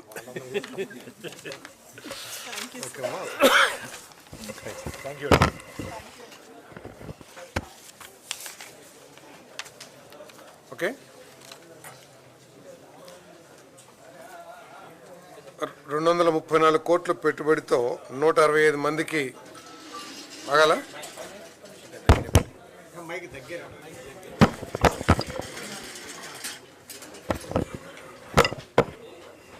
ఓకే 234 కోట్ల పెట్టుబడితో 165 మందికి ఉపాధి కల్పించే Radhika vegetable oil private limited Vizianagaram జిల్లా రాంభద్రపురం మండలంలో ఈ యూనిట్ తాజా ఆయిల్ పామ్ తాజా పండ్ల గుత్తుల నుంచి పామ్ ఆయిల్ గంటకి 30 మెట్రిక్ టన్నుల పామ్ ఆయిల్ ఉత్పత్తి చేసే యూనిట్ని స్థాపించబోతుంది. వీళ్ళకి 64.67 ఎకరాలు 12 లక్షలు పర్ ఎకర్ రేటుకి ఇవ్వటం జరుగుతుంది. ప్రభుత్వం కొని ఇవ్వటం జరుగుతుందని చెప్పేసి మనం చేస్తాను. ఫస్ట్ ఫేజ్ 2027కి, సెకండ్ ఫేజ్ 2029కి ప్రారంభిస్తారు. రిలయన్స్ కన్జ్యూమర్ ప్రైవేట్ లిమిటెడ్ మనకు తెలిసిందే, అనకాపల్లి జిల్లాలో రాంబల్లిలో ఆల్రెడీ యూనిట్ ప్రారంభించింది కార్యక్రమాలు. సో వారికి ఇంత ముందు ఒక 40 ఎకరాలు అలాట్ చేశాం. దానికి అదనంగా దాని పక్కనే ఉన్న 10 ఎకరాలు అలాట్ చేయమనే రిక్వెస్ట్ ఏదైతే ఉందో దాన్ని ఆమోదించడం జరిగింది. ఎకరం 40 లక్షల రూపాయలకి వారికి ఇవ్వటం జరుగుతుందని చెప్పేసి మనం చేస్తాను. అదేవిధంగా Dasco India private limited Anakapalli మాకవారిపాలెంలో మన heavy earth moving equipment spare parts manufacturing యూనిట్ని స్టార్ట్ చేయబోతా ఉన్నారు. వారికి 50 ఎకరాలు ఎంతైతే ప్రభుత్వం ఖర్చు పెడుతుందో భూమి ల్యాండ్ ఎక్విజిషన్కి అదే ధరకి వారికి ల్యాండ్ ఇవ్వడం జరుగుతుందని చెప్పేసి మనం చేస్తాను. ఇది 1234 కోట్ల పెట్టుబడి 1454 మందికి ఉపాధి అవకాశాలు లభించే అవకాశం ఉంటుంది. అదేవిధంగా విఎస్ఆర్ సర్కాన్ ఇండస్ట్రీస్ శ్రీకాకుళం జిల్లా రణస్థలం మండలం సంచాం గ్రామంలో 39.32 కోట్లతో 246 మందికి ఉపాధి అవకాశం కల్పించే ఈ యూనిట్ ఇటుకలు మరియు టైల్స్ తయారు చేస్తారు. దీనికి ఎంతైతే ల్యాండ్ కాస్ట్ ఉందో అంత చెల్లించి భూమి తీసుకోవడం జరుగుతుంది. షిర్డీ సాయి ఎలక్ట్రికల్స్ లిమిటెడ్ మన కొప్పర్తి కడప జిల్లా కొప్పర్తి మెగా ఇండస్ట్రియల్ హబ్లో 520 ఎకరాలు కావాలని చెప్పేసి కోరటం జరిగింది. ఇక్కడ electrical steel package substations, ring main units, panel boards, wind mast మరియు విద్యుత్ పరికరాల విడిభాగాలు తయారు చేయడానికి గ్రీన్ఫీల్డ్ కేంద్రాన్ని తయారు చేయాలని చెప్పేసి ప్రపోజల్ ఇది. వీరికి 500 ఎకరాలు కోరినా కూడా 467.71 ఎకరాలకి ఎకరం 8 లక్షల కాడికి అలాట్ చేయడం జరిగిందని చెప్పేసి మనం చేస్తాను. నేను పెట్టుబడి 4,914 కోట్లు. రామ్కో సిమెంట్స్ లిమిటెడ్ ఇది ఇప్పటికే సిమెంట్ మ్యానుఫ్యాక్చర్లో ఉన్న సంస్థ. వీరు 1 మిలియన్ నుంచి 3 మిలియన్ టన్స్కి ప్రొడక్షన్ పెంచుకోవటానికి ప్రపోజల్ మొత్తం 2,950. క్యాపిటల్ ఇన్వెస్ట్మెంట్ ఏమో 1,500 ఎకరాలు 1,500 కోట్ల రూపాయలు. 300 మందికి ఉపాధి అవకాశాలు లభిస్తాయి. దీంట్లో 43% అంటే 650 కోట్ల రూపాయలు ఇన్సెంటివ్స్ని 10 సంవత్సరాల్లో వారికి ప్రభుత్వం తరపు నుంచి యాజ్ పర్ పాలసీ ఇవ్వడం జరుగుతుందని చెప్పేసి నేను మనం చేస్తున్నాను. మరి నాయుడుపేటలో 3,538 కోట్ల పెట్టుబడితో 1980 మందికి ఉపాధి లభించే ఒక సోలార్ మాడ్యూల్ మ్యానుఫ్యాక్చరింగ్ యూనిట్ని ఏర్పాటు చేయబోతా ఉంది. దీని కెపాసిటీ 4 gigawatts ఎంపీఎస్సి మల్టీపర్పస్ ఎస్సీజెడ్ ఏదైతే ఉందో దాంట్లో ఏర్పాటు చేయడం జరుగుతుంది. ఇప్పటికే అక్కడ 3 పెద్ద యూనిట్లు నాయుడుపేటలో రావడం జరిగిందని చెప్పేసి కూడా నేను మనవి చేస్తాను. వీరికి 120 ఎకరాలు 60 లక్షల చొప్పున కేటాయించడం జరుగుతుంది. 48.5% ఇన్వెస్ట్మెంట్ సబ్సిడీ ఇవ్వడం జరుగుతుంది. 10 ఏళ్ల పాటు పవర్ టారిఫ్, 10 ఏళ్ల పాటు వాటర్ ఛార్జెస్పై 75% సబ్సిడీ ఇవ్వడం జరుగుతుందని చెప్పేసి మనం చేస్తాము. అదేవిధంగా Tata power renewable energy limited 6,675 కోట్ల రూపాయలు 1000 మందికి ఉపాధి లభించే అవకాశం. ఇఫ్కో ఎస్సీజెడ్ ఏదైతే ఉందో దాంట్లో 10 గిగావాట్ ఇంగాట్ మరియు వేఫర్ తయారీ ప్లాంట్ను స్థాపించడానికి 200 ఎకరాల భూమి కేటాయించడం జరిగింది.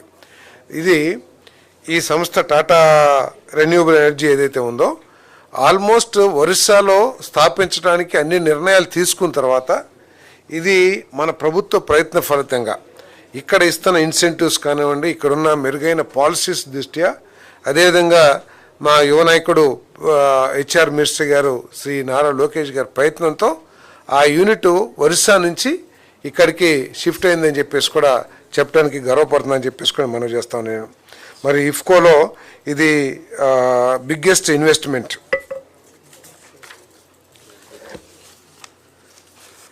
సంగం మిల్క్ ప్రొడ్యూసర్ కంపెనీ లిమిటెడ్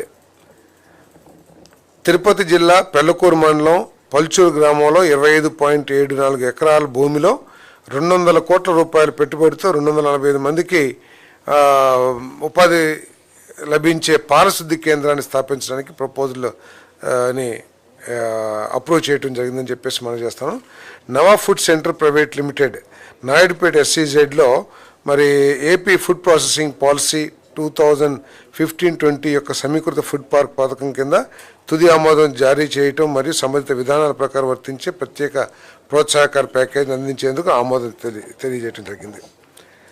అదేవిధంగా బాపట్ల జిల్లాలో మీ అందరికీ తెలిసిందే, అందరూ కూడా తెలంగాణ నుంచి కానివ్వండి, ఆంధ్రప్రదేశ్ నుంచి కానివ్వండి హాలిడేస్ వచ్చిన యువకులు ఎక్కువగా గోవా బీచ్ రిసార్ట్స్కి వెళ్ళాలని చెప్పేసి చాలామంది వెళ్తాం విషయం మనకు తెలిసిందే. రాబోయే రోజుల్లో గోవాను తలదన్నే విధంగా మన సూర్యలంక బీచ్ తయారు కాబోతుందని చెప్పేసి మనం చేస్తాం. వాళ్ళకి సీ కోస్ట్ అంటే బీచ్లు ఉన్న సీ కోస్ట్ కేవలం 7 కిలోమీటర్లు ఉంటే బాపట్లలో 15 కిలోమీటర్లో బీచెస్ ఉన్న సీ కోస్ట్ ఉంది. అక్కడ చాలామంది ఇప్పటికే 5 స్టార్ హోటల్స్, స్టార్ హోటల్స్ అక్కడ ఉంటే దాదాపు 90-95% ఆక్యుపెన్సీ రేషియోతో పనిచేస్తూ ఉన్నాయి. ఇప్పుడు చాలా ప్రపోజల్స్ అక్కడ పెట్టడానికి 2 5 స్టార్ హోటల్స్, ఒక 3 స్టార్ హోటల్, మొత్తం దాదాపు 228 రూమ్స్ 5 స్టార్ హోటళ్ళు, అదేవిధంగా ఒక 80 రూమ్స్ 3 స్టార్ హోటల్స్ కూడా, 86 రూమ్స్ 3 స్టార్ హోటల్ కూడా ప్రపోజల్ రావడం జరిగింది. వీరికి ఒక హోటల్కి అంటే సాయివెన్ హాస్పిటాలిటీ గ్రూప్ వారికి హౌ మెనీ ఎకర్స్ 6.7 ఎకరాలు అనుకుంటాను, 6.5 ఎకర్స్. అదేవిధంగా అర్నా కోస్టల్ రిసార్ట్స్ వాళ్ళకి 8.08 ఎకరాలు. వీళ్ళిద్దరూ కూడా 5 స్టార్ హోటల్స్ నిర్మాణం చేయడానికి ప్రపోజల్ పెట్టారు. వీళ్ళు 2 ఇయర్స్లో ఈ ప్రాజెక్ట్ని కంప్లీట్ చేయాలి. కంప్లీట్ చేయకపోతే ఆ రోజు ఈ ప్రపోజల్స్ కూడా క్యాన్సిల్ చేసే అవకాశం కూడా ఉందని చెప్పేసి మనం చేస్తాను. వీరికి 66 సంవత్సరాలు ఒరిజినల్గా లీజు, తర్వాత ఎక్స్టెండబుల్ బై అనదర్ 33 ఇయర్స్, తర్వాత 1% రెంట్, 1% ఆన్ SRO వాల్యూ, మనకి 1% గ్రాస్ రెవెన్యూ మీద మనకి షేర్ ఇవ్వడం కూడా జరుగుతుంది. రాష్ట్ర ప్రభుత్వం షేర్ ఇవ్వడం జరుగుతుంది 5 ఇయర్స్కి. తర్వాత 2% 6th ఇయర్ నుంచి 2% ఆన్ గ్రాస్ రెవెన్యూ మనకి ఆదాయం సమకూర్చడం జరుగుతుందని చెప్పేసి మనం చేస్తాం. మిగతా ప్రోత్సాహకాలు ఏదైతే ఉన్నాయో 10 years SCSD reimbursement, 100% stamp duty reimbursement, 5 years ప్రకారం ఎలక్ట్రిసిటీ డ్యూటీ రీయింబర్స్మెంటు, తర్వాత ఇండస్ట్రీలో ఏదైతే పాలసీ ఉందో ఆ పాలసీ ప్రకారం ఈ రిసార్ట్స్కి వీటికి ఇవ్వటం జరుగుతుంది. వీళ్ళు అక్కడ కన్వెన్షన్ సెంటర్సు, అదేవిధంగా వాటర్ గేమ్స్ ఇవన్నీ కూడా డెవలప్ చేయడం జరుగుతుంది. రాబోయే రోజుల్లో సూర్యలంక బీచ్కి ఒక బ్రహ్మాండమైన భవిష్యత్తు ఉందని చెప్పేసి కూడా ఈ సందర్భంగా తెలియజేస్తా ఉన్నాను నేను. అదేవిధంగా సత్యసాయి జిల్లా పెనుగొండలో international society for Krishna conscious ISKCON వారు 425 ఎకరాల్లో 1035 కోట్ల పెట్టుబడితో ఒక వాళ్ళది గెస్ట్ హౌస్ అంటమ్మా, లేకపోతే ఇస్కాన్ గెస్ట్ హౌస్, యాంపీ థియేటర్, కళ్యాణ మండపం, 2 థీమ్ గార్డెన్స్, తర్వాత 327 గదులు బేస్ క్యాంప్, అంటే ప్రపంచవ్యాప్తంగా ఉన్న భక్తులు మెంబర్స్కి అక్కడ అకామిడేషన్ కూడా ఏర్పాటు చేస్తారు. ఎందుకంటే ఇది ఒక ఆధ్యాత్మిక సంస్థ. వీరు లీజ్కి అడిగారు కానీ వారు ఫ్రీ హోల్డ్ కావాలని చెప్పేసి కోరటం జరిగింది. ఎందుకంటే గత ప్రభుత్వంలో ఇది యాక్చువల్గా 2014-19 సమయంలో ఈ ఇస్కాన్కి భూమి కేటాయించడం జరిగింది. తర్వాత వచ్చిన ప్రభుత్వం వారిని పెట్టిన ఇబ్బందుల దృష్ట్యా వారు ఫ్రీ హోల్డ్ కావాలి, మనం కాస్ట్ కొనుక్కుంటామని చెప్పేసి ఫ్రీ హోల్డ్కి అడుగుతూ ఉన్నారు. సరే, ఒక 3 సంవత్సరాల్లో మీరు ఏదైతే ప్రపోజల్స్ ఉన్నాయో ఆ ప్రపోజల్ పూర్తయితే ఫ్రీ హోల్డ్ తప్పకుండా ఆలోచిస్తామని చెప్పేసి చెప్పడం జరిగిందని చెప్పేసి మనం చేస్తాం. 425 ఎకర్స్. ఓకే, ఇంకా ఇవ్వలేదు, లీజ్కే ఇచ్చాం. ఓకే, లీజ్కే ఇవ్వడం జరిగింది. Lease as per policy.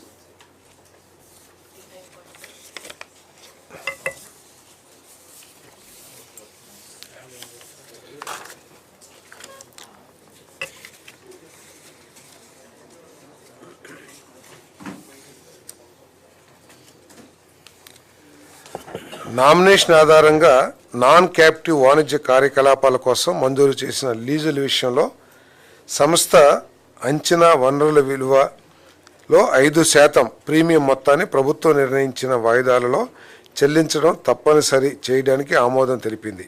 అంటే ఏపీఎండిసికి నామినేషన్ మీద మామూలుగా ఏంటంటే ఈ మినరల్స్ లీజ్ ఏదైతే ఉంటుందో అది ఆక్షన్ ద్వారా కానీ లేదా అప్లికేషన్ ద్వారా ఏదో చేస్తారు, టెండర్ ద్వారా కానీ మన ఏపీ మినరల్ డెవలప్మెంట్ కార్పొరేషన్ ఏదైతే ఉందో దానికి నామినేషన్ మీద ఇచ్చే అధికారం ప్రభుత్వానికి ఉంది. సో వారికి లీజు ప్రీమియం మొత్తాన్ని ప్రభుత్వం నిర్ణయించిన వాయిదాల్లో చెల్లించడం తప్పనిసరి చేయడానికి ఆమోదం తెలిపింది. అదనంగా లీజు మంజూరు చేసే ముందు సంస్థ 3 సంవత్సరాల సీనరైజ్ రుసుమును ముందుగానే చెల్లించాలని చెప్పేసి కూడా నిర్ణయించడం జరిగింది. ఆమోదించిన మైనింగ్ ప్లాన్లో పేర్కొన్న పరిమాణాలు మరియు రికవరీ క్వాంటిటీస్ మరియు రికవరీ కారకాల ఆధారంగా సీనరేజ్ రుసుము అంచనా వేయబడుతుంది. అంటే ఒరిజినల్గా ఏదైతే అసెస్మెంట్ చేస్తారో దానికి 3 సంవత్సరాలకి అసెస్మెంట్ బేసిస్ మీద రుసుము చెల్లించాలి ప్రభుత్వానికి. తర్వాత ఏదైతే యాక్చువల్ క్వాంటిటీ మైనింగ్ చేయబడుతుందో దాని మీద యాక్చువల్ ఇది చెల్లించాలి. Andhra Pradesh minor mineral concession rules 1966ను సవరించడానికి ఆమోదం తెలిపింది. రూల్ 11(1) కింద నామినేషన్ ఆధారంగా జారీ చేసిన లీజుల నియంత్రణ కోసం రూల్ 12(2)(c)ను చొప్పించడానికి మరియు ఈ విషయంలో అవసరమైన ఉత్తర్వులు జారీ చేయడానికి కేబినెట్ అనుమతి ఇవ్వడం జరిగింది. అంటే ఏపీఎండిసి గవర్నమెంట్ బాడీ కాబట్టి పెద్ద సమస్య. మనందరికీ తెలిసిందే, బార్లకి అదేవిధంగా షాప్స్కి ఈ ఫీజు విషయంలో కొంత వైరుధ్యం ఉన్న విషయం తెలిసిందే. బార్స్కి additional retail excise tax charge చేస్తూ ఉంది. దాని మూలంగా ఏంటంటే ఈ బార్లోనేమో లిక్కర్ కాస్ట్లీ అయిపోతూ ఉంది ఈ ఛార్జెస్ మూలంగా, కానీ వీటన్నిటి మూలంగా ఏఆర్ఈటీ మూలంగా షాప్స్లో తక్కువ అవుతుంది. ఈ బార్స్ బిజినెస్ కొద్దిగా ఇబ్బందిగా ఉందని చెప్పేసి ఏఆర్ఈటీని అంటే అడిషనల్ రిటైల్ ఎక్సైజ్ ట్యాక్స్ ఏదైతే ఉందో దాన్ని విత్డ్రా చేయటం జరిగిందని చెప్పేసి మనం చేస్తాను. అదేవిధంగా 99 రూపీస్ ఎంఆర్పి ఏదైతే ఉందో ఆ లిక్కర్ ఐఎంఎఫ్ఎల్కి బీర్, వైన్ అండ్ ఆర్టీడీలు మినహా అన్ని ఐఎంఎఫ్ఎల్ బాటిల్స్ మీద ఐఎంఎఫ్ఎల్ మరియు ఎఫ్ఎల్ ఎంఆర్పీలను బాటిల్కి 10 రూపాయలు పెంపు చేసే ప్రతిపాదనని ఆమోదించడం జరిగింది. ఏఆర్ఈటీలో నిర్మాణాత్మక సర్దుబాటు చేయటం, ఐఎంఎఫ్ఎల్ మరియు ఎఫ్ఎల్ పై రిటైలర్ మార్జిన్ను ఎంఆర్పి యొక్క సుమారు 1% పెంచడంపై మంత్రుల బృందం సిఫార్సులకు ఆమోదం తెలిపిందని చెప్పేసి మనం చేస్తాం. ఏంటంటే ఇప్పుడు షాప్స్కి ఓన్లీ 14% మాత్రమే ఇస్తున్నారు. ఇప్పుడు 1% పెంచి 15% ఇవ్వడం జరుగుతుంది. ఈ 10 రూపాయలు పెంచడం ద్వారా 1391 కోట్ల రూపాయలు అదనపు ఆదాయం వస్తే 340 రూపాయలు ఈ ఎక్సైజ్ ట్యాక్స్ని విత్డ్రా చేయటం మూలంగా, అదేవిధంగా 195 కోట్ల రూపాయలు 10 రూపాయలు పెంచిన దాంట్లో వాళ్ళకు వచ్చే కమిషను, తర్వాత 337 రూపాయలు వీళ్ళకి 1% ఏదైతే పెంచారో రిటైలర్స్కి, వీటన్నిటిని పోను 506 కోట్ల రూపాయలు గవర్నమెంట్కి అదనపు ఆదాయం లభించబోతా ఉంది. మున్సిపల్ కార్పొరేషన్ పరిమితులకు చుట్టూ 5 కిలోమీటర్ల పరిధి బెల్ట్లో నిర్దేశిత పర్యాటక కేంద్రాల్లో మరియు స్థానంతో ప్లేస్తో సంబంధం లేకుండా 3 స్టార్ మరియు అంతకంటే ఎక్కువ హోటల్లో ప్రస్తుత నియమాలను నిర్దేశించిన మున్సిపల్ కార్పొరేషన్ పరిమితులకు అదనంగా మైక్రో బ్రూవరీలను అనుమతించడానికి ఆమోదం తెలిపింది. ఇప్పుడు మున్సిపల్ కార్పొరేషన్ ఏరియాలోనే ఈ మైక్రో బ్రూవరీస్కి పర్మిషన్ ఉంది. ఇప్పుడు 5 కిలోమీటర్స్, అంతేకాకుండా 3 స్టార్ 5 స్టార్ హోటల్స్ ఎక్కడున్నా కూడా ఈ మైక్రో బ్రూవరీస్ పెడతానికి పర్మిషన్ ఇచ్చే ప్రతిపాదనకి ఆమోదం తెలపడం జరిగిందని చెప్పేసి మనం చేస్తాం. అదేవిధంగా జల్ జీవన్ మిషన్ కార్యక్రమం అమలు కోసం national bank for financing infrastructure and development AP Jal Jeevan water supply కార్పొరేషన్కు మంజూరు చేసిన 5,000 కోట్ల రుణానికి ప్రభుత్వ హామీ ఇవ్వటానికి ఆమోదం తెలిపింది. ఎండి ఏపీ జేజేడబ్ల్యూసిఎస్ అంటే వాటర్ సప్లైస్ కార్పొరేషన్కి రుణ ఒప్పందం మరియు నిర్ణయాల అమలుకు అవసరమైన ఇతర చర్యలు మరియు పత్రాలు సమర్పించడానికి అధికారం కల్పించింది. కార్పొరేషన్ వనరుల సమీకరణ పరిమితిని 10,000 కోట్ల నుండి 12,000 కోట్లు పెంచడానికి అనుమతి ఇచ్చింది. మనందరికీ తెలిసిందే, జల్ జీవన్ మిషన్ ఒక గొప్ప కార్యక్రమం, అమృత్ ఒక గొప్ప కార్యక్రమం. ఈ రాష్ట్రంలో పేదవాళ్ళకి, మధ్యతరగతి వాళ్ళకి అందరికీ కూడా కుళాయిల ద్వారా ఏదైతే మంచినీళ్ళు సరఫరా చేయాలని కేంద్ర ప్రభుత్వం ఆశించిందో ఆ పథకాలని గత ప్రభుత్వం తొంగలు తొక్కేయటం కానివ్వండి, లేకపోతే తమ చేతకానితనం మూలంగా ఆ ప్రాజెక్ట్స్ని ఒడిసి పట్టుకుని ప్రజలకు మేలు చేయటంలో విఫలమవటం మూలంగా కానీ ఆ ప్రాజెక్ట్స్ ఆగిపోయిన విషయం తెలిసిందే. మరి ముఖ్యమంత్రి గారు, అదేవిధంగా ఉప ముఖ్యమంత్రి గారు కేంద్ర ప్రభుత్వ సహకారంతో, ప్రధానమంత్రి నరేంద్ర మోదీ సహకారంతో ఈ ప్రాజెక్ట్ని ఎక్స్టెండ్ చేయించారు. ఏపీజేజేఎం అమృత్ ప్రాజెక్ట్స్ని ఎక్స్టెండ్ చేశారు. కాబట్టి ఆ ప్రాజెక్ట్స్ని అమలు చేయాలంటే రాష్ట్ర ప్రభుత్వం తరపు నుంచి ఏదైతే వాటా చెల్లించాలో దానికోసం ఈ రుణాన్ని సేకరించడం జరిగిందని చెప్పేసి మనం చేస్తాను.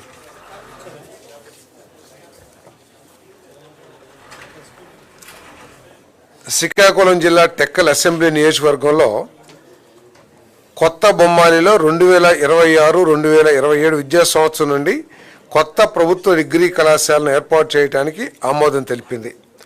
శ్రీకాకుళం జిల్లా టెక్కల్ నియోజకవర్గంలో మన వ్యవసాయ శాఖ మంత్రి అచ్చెన్నాయుడు గారి నియోజకవర్గం, వారి నియోజకవర్గంలో ఈ డిగ్రీ కాలేజెస్ లేక 20-30 కిలోమీటర్లు సుదూర ప్రాంతాలకు వెళ్ళి చదువుకోవాల్సిన పరిస్థితి ఉంది.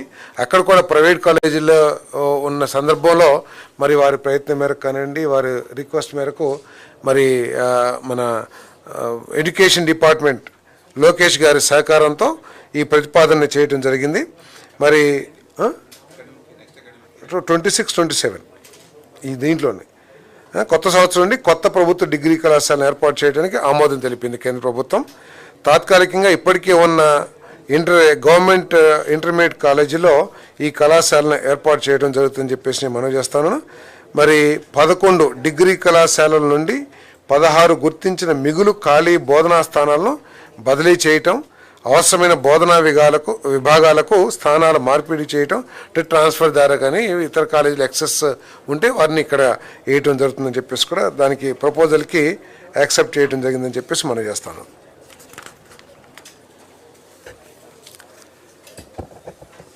ఎడ్యుకేషన్ డిపార్ట్మెంట్ ఇచ్చిన ప్రతిపాదన కుష్టు వ్యాధి ప్రభావితులైన ప్రజల పట్ల వివక్షను నివారించడానికి ఆంధ్రప్రదేశ్ పబ్లిక్ లైబ్రరీస్ యాక్ట్ 1960లోని సెక్షన్ 11A(1) యొక్క క్లాస్ సిను తొలగించడానికి సవరణ చేయడానికి ఆమోదం తెలిపింది.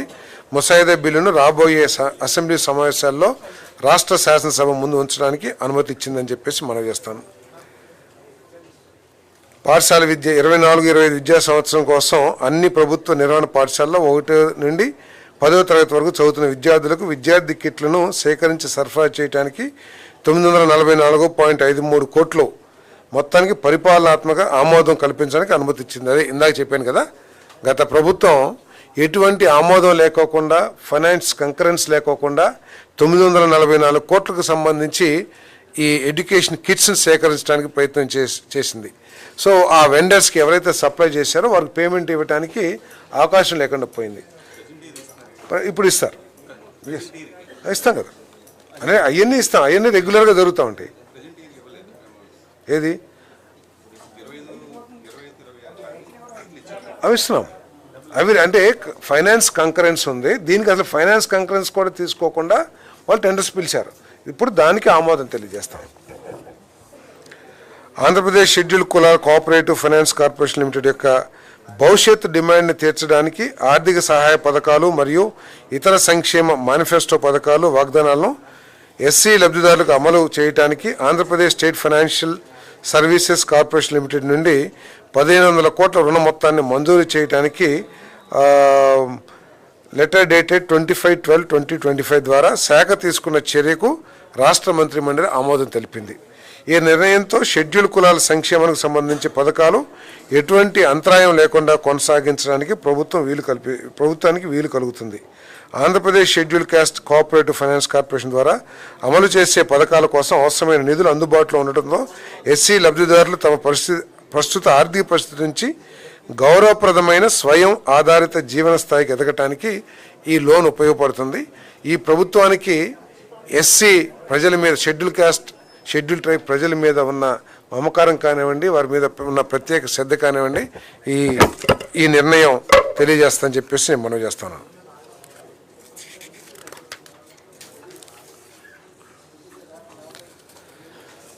అందరికీ గుర్తుండే ఉంటుంది, డాక్టర్ సుధాకర్ రావు సిఏఎస్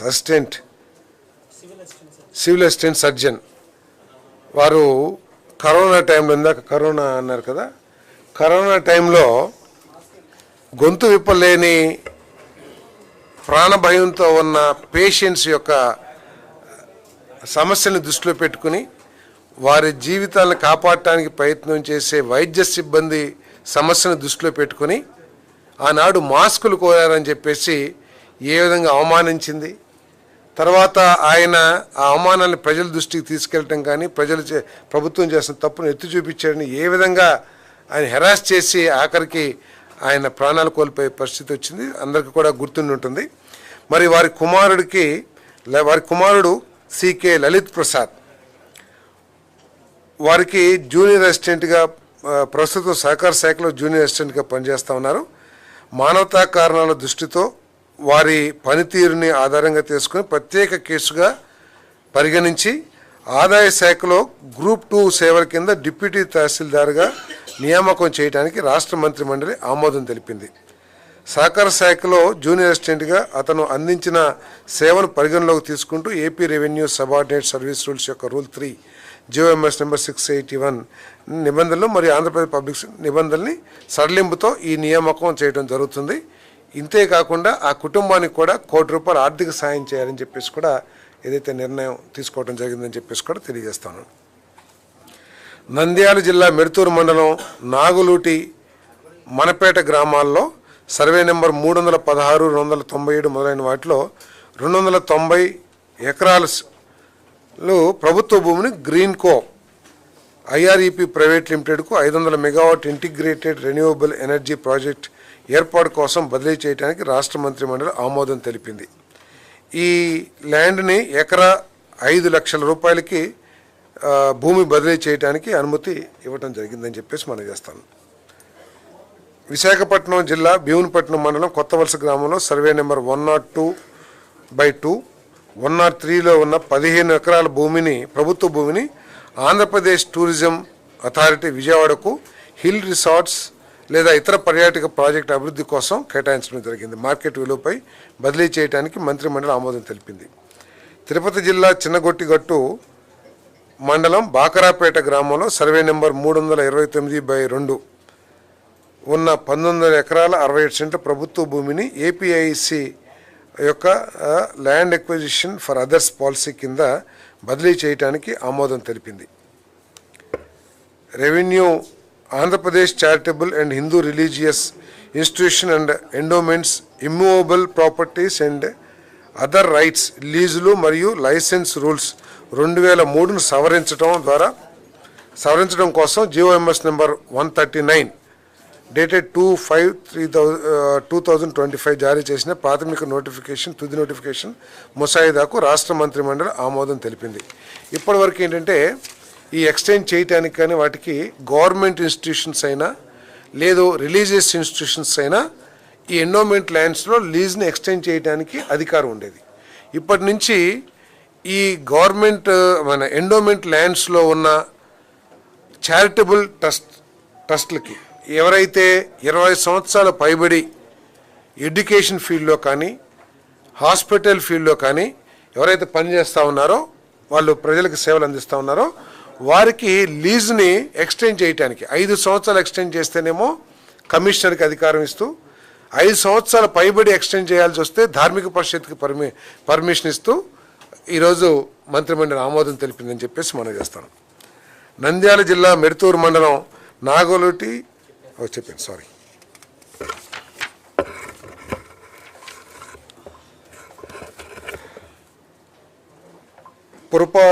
పరిపాలన మరియు పట్టణాభివృద్ధి శాఖ కమిషనర్ ఏపీసీఆర్డీఏకు కన్సల్టెన్సీ ఛార్జీలు డీడీఓ అకౌంట్కు జమ చేయడానికి అనుమతి ఇవ్వడానికి ఆమోదం తెలిపింది. ఇది అంతర్జాతీయ ఏజెన్సీకి గ్రేట్ బ్రిటన్ పౌండ్స్లో చెల్లింపు చేయడానికి అనుకూలంగా ఉంటుంది. ఫైనాన్స్ శాఖ నిర్దేశించిన షరతులకు లోబడి నిర్ణీత చెల్లింపు షెడ్యూల్ సడలింపుతో పీడీ బిల్లులను అంగీకరించడానికి అనుమతి ఇచ్చింది. డైరెక్టర్ ఆఫ్ వర్క్స్ అకౌంట్స్ నిధి భవన్ మంగళగిరి మరియు ఏపీసీఎఫ్ఎస్ఎస్ అధికారులకు క్రింది విషయాలు అవసరమైన సూచనలు జారీ చేయడానికి అనుమతి ఇచ్చింది. ఇదేంటంటే ఆ కంపెనీ పేరేంటి ఫోస్టర్ ప్లస్ పార్ట్నర్స్ మనకి కన్సల్టెన్సీ సర్వీసెస్ ఇచ్చిన విషయం తెలిసిందే. వారికి ఏదైతే పౌండ్స్లో అగ్రిమెంట్ ఇవ్వటం జరిగిందో గవర్నమెంట్ నేరుగా పౌండ్స్లో ఇవ్వలేదు కాబట్టి కేవలం ఇండియన్ రూపీస్లో మాత్రమే ట్రాన్స్ఫర్ చేయడానికి అవకాశం ఉంటుంది నిబంధనల ప్రకారం. సో ఇప్పుడు మన గవర్నమెంటు సిఆర్డిఏకి ట్రాన్స్ఫర్ చేసే ఆ అమౌంట్ని సమాంతరమైన పౌండ్స్లో వారికి చెల్లించడం కోసం ఈ నిర్ణయం తీసుకోవడం జరిగిందని చెప్పేసి మనం చేస్తాను. మరి అమరావతి ఆంధ్రప్రదేశ్లో పిచ్చికలపాలెం విలేజ్లో ఆంధ్రప్రదేశ్ జ్యుడిషియల్ అకాడమీ నిర్మాణం కోసం 165.33 కోట్ల మొత్తానికి అడ్మినిస్ట్రేటివ్ శాంక్షన్ చేయడం జరిగిందని చెప్పేసి మనం చేస్తాను. 2 సంవత్సరాల డిఎల్పితో కలిపి లంసమ్ కాంట్రాక్ట్ సిస్టమ్ కింద టెండర్లు పిలవడానికి అనుమతి ఇచ్చింది. ఈ జ్యుడిషియల్ ఏదైతే ఉందో ఆంధ్రప్రదేశ్ జ్యుడిషియల్ అకాడమీ నిర్మాణం, ఇది కేవలం భోపాల్లో ఉన్నట్లుంది, వేరే రాష్ట్రాలు ఎక్కడ లేదు. మన రాష్ట్రంలో అమరావతిలోనే పెట్టాలని చెప్పేసి సుప్రీంకోర్టు న్యాయమూర్తి అందరూ కూడా నిర్ణయించారు. దీని ద్వారా ఏంటంటే ఇండియాలో ఉన్న జ్యుడిషియల్ ఆఫీసర్స్ అందరికీ కూడా ఇక్కడ ట్రైనింగ్ ఇవ్వడానికి అవకాశం లభిస్తుంది.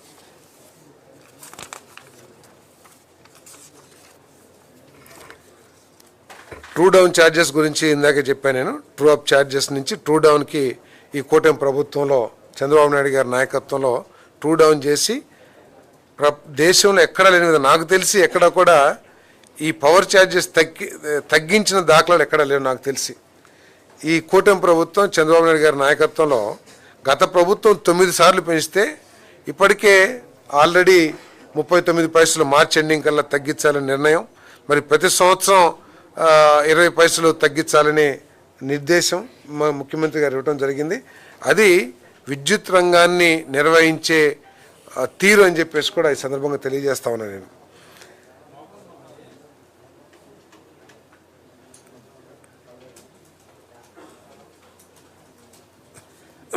జియోఎంఎస్ నెంబర్ 571 రెవెన్యూ శాఖ తేదీ 14/9/2017 ప్రకారం ఉన్న భూమి కేటాయింపు పాలసీ మేరకు భూమి కేటాయింపుకు అభ్యర్థనలు అందిన వెంటనే సంబంధిత జిల్లా కలెక్టర్లు భూమి ముందస్తు స్వాధీనం ఇవ్వాల్సి ఉంటుంది.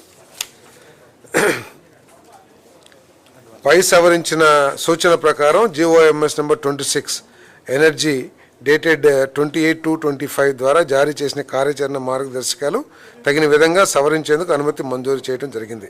ఇదేంటంటే చాలా ప్రపోజల్స్ మనం చూస్తూ ఉన్నాం. పర్టికులర్గా రెన్యూవబుల్ ఎనర్జీలో చాలా ప్రపోజల్స్ వస్తున్నాయి. కానీ ఈ ప్రొసీజరల్ డిలే కొంత ఉందో, అప్పటికీ స్పీడ్ ఆఫ్ డూయింగ్ బిజినెస్లో భాగంగా చాలా ఫాస్ట్గా చేస్తున్నప్పటికీ కూడా కొన్ని యూనిట్లు అర్జెంటుగా కావాలి, వెంటనే స్టార్ట్ చేయాలని చెప్పేసి ప్రపోజల్ కన్సిడరేషన్ ఉన్నప్పుడు అడ్వాన్స్, ఎందుకంటే వారు ఫైనాన్షియల్ క్లోజెస్ కోసం కానివ్వండి, బ్యాంకుకి అప్లై చేసుకోవడం కోసం కానివ్వండి, ఆ భూమి డీటెయిల్స్ అన్నీ ఇవ్వాల్సి వస్తుంది. కాబట్టి అడ్వాన్స్ పొజిషన్ ఇచ్చే విధంగా కలెక్టర్స్కి అనుమతి ఇవ్వడం జరిగిందని చెప్పేసి ఈ సందర్భంగా తెలియజేస్తాను.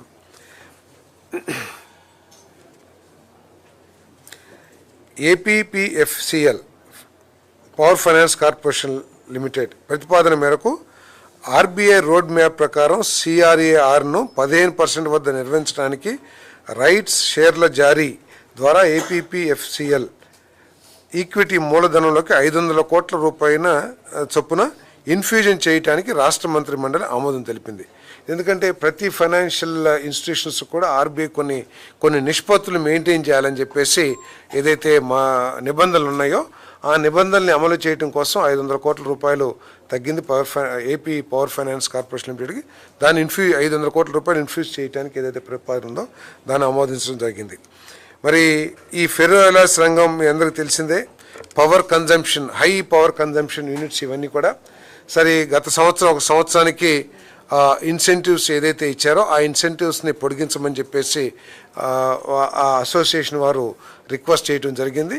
ఆ రిక్వెస్ట్ని ఆమోదించడం జరిగింది. ఎందుకంటే దాదాపు 30,000 మంది ఈ సెక్టర్లో పనిచేస్తూ ఉన్నారు, ఇది ఫెరో ఎలాస్ సెక్టర్లో.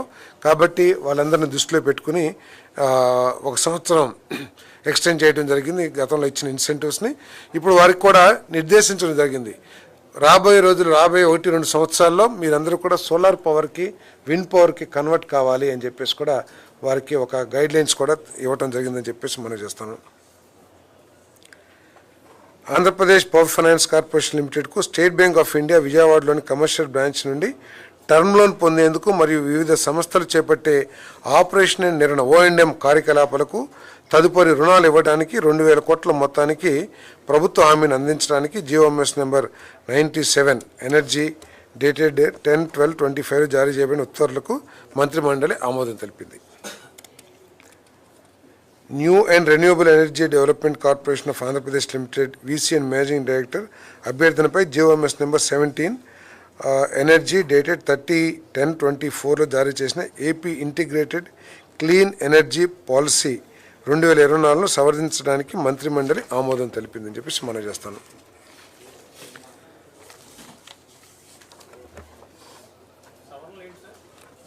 సార్ సవాల్ తెలియజేస్తాను, ఇస్తాను డీటెయిల్స్ నా దగ్గర చాలా పెద్దగా ఉన్నాయి. కమలాపాడు పంప్డ్ స్టోరేజ్, ఎందుకంటే గతంలో ఈ టెక్నో ఎకనామిక్ కంకరెన్స్ పొందటానికి గవర్నమెంట్ ఆఫ్ ఇండియా పర్మిషన్ ఇచ్చేది. ఇటీవల ఏంటంటే ఈ కొన్ని వాటికి అక్కర్లేదని చెప్పేసి నిబంధనలు సడలించింది గవర్నమెంట్ ఆఫ్ ఇండియా. ఇప్పుడు డిపిఆర్ తయారు చేయటానికి, తర్వాత ఆ Kamalapadu pumped storage hydro electric project మొత్తం 950 మెగావాట్లు, దాని కాస్ట్ 7,376.74 కోట్లు. ఆ పవర్ ప్రాజెక్ట్ని, పంప్డ్ స్టోరేజ్ ప్రాజెక్ట్ని ఏపీ జెన్కో టేకప్ చేయడానికి అడ్మినిస్ట్రేటివ్ శాంక్షన్ కోసం ఏదైతే ప్రతిపాదనలు వచ్చినాయో దాన్ని ఆమోదించడం జరిగింది.